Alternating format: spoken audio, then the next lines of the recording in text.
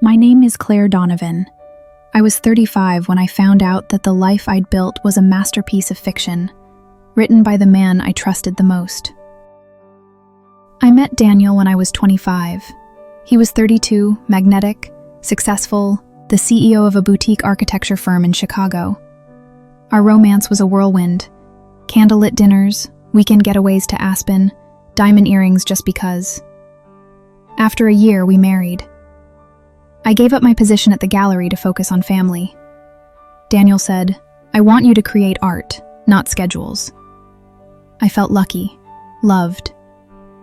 But by year 10, things changed. Daniel was working late more, distant. His phone barely left his hand, and when it did, it was face down. He'd grown cold. Not angry, just absent. One Tuesday, he told me he'd be in New York on business for 3 nights. Something in me tensed.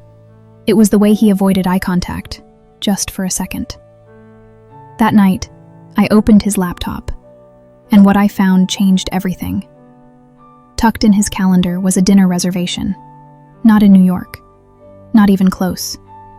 It was at the Blue Heron, a restaurant 10 minutes from our home. For 2, under the name Mr. and Mrs. Daniel Reed. But my name isn't Reed. I didn't cry.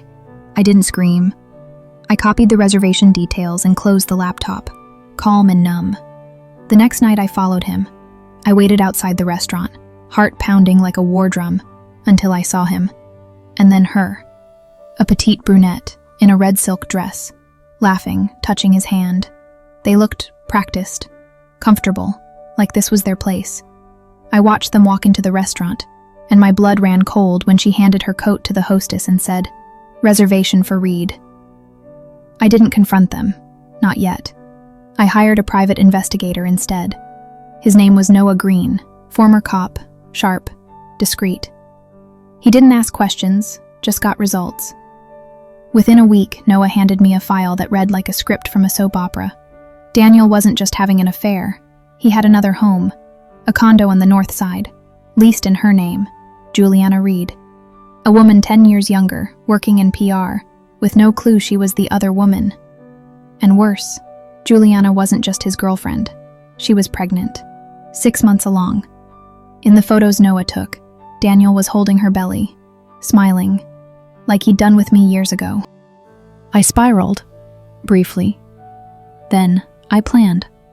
Noah, the private investigator, had become more than an ally. His texts became daily check-ins, then late-night calls, then long walks where I could finally exhale. But this wasn't about a new romance. This was about precision, about power. I met with my lawyer, quietly, gathered every asset, every account. Daniel's firm? Partially in my name. He'd made that decision early in our marriage to save taxes. Now, it would cost him everything. But I didn't stop there. Juliana was innocent. She didn't know he was married. So I arranged a meeting. At a small cafe near her PR office, I walked in and said, "You don't know me, but we have something in common." Her face paled as I showed her the wedding photos. "I'm his wife," I said, "and I think you deserve to know the truth." She broke down sobbing. She had no idea. We talked for hours. She told me everything. He'd said his wife had died years ago, that he'd finally moved on. She showed me texts, photos, emails, and then she asked, "What do we do now?" I looked her in the eyes and said, "We make him wish he'd never lied to either of us." That night, Juliana sent Daniel a message. "We need to talk. I know everything." But it wasn't just a trap. It was the beginning of his unraveling. Daniel arrived at Juliana's condo, flustered and fake. He walked in, expecting a confrontation. What he didn't expect was me. I was sitting on Juliana's couch, holding a folder. Juliana stood behind him. He froze.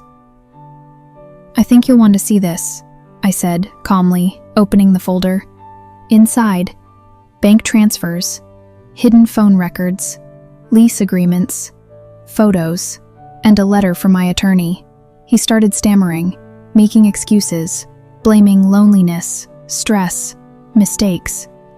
But we didn't care anymore. Juliana handed him an envelope, a paternity test request. She no longer trusted him. I handed him divorce papers and a notice of intent to dissolve the firm. He lost control, screamed, swore, cried. We didn't flinch. We let him rage. Then Juliana said something that shook even me. "By the way, the baby, it's not yours." She had lied, but it was brilliant. Daniel looked like he'd been struck. He stormed out, defeated, powerless, alone. But that wasn't the end, because what Daniel did next would be his final mistake. A week later, I got a call from Daniel's assistant. "Claire," she said hesitantly, "you need to come to the office, now." When I arrived, police were there. Apparently, Daniel had tried to erase records, drain accounts, sabotage what was left of the firm. But I'd already frozen everything. He was charged with fraud, breach of fiduciary duty, and his reputation was toast. The story hit the press. Local architect's double life crumbles in scandal. I sold the firm, took my half, invested in a new gallery. Juliana moved to LA, started fresh. We still talk, not best friends, but bonded for life. And Noah? He stayed. Turned out, he had a gallery-worthy heart beneath all that detective grit. We're taking things slow, but it feels real. As for Daniel, he's rebuilding. Alone. He sent me one letter, apologizing, regretting. I didn't reply, because the truth is, I didn't need revenge. I needed closure. And I created it myself. One perfectly executed step at a time. Some lies shatter you, others set you free. And the best revenge is rising so high they can't reach you anymore.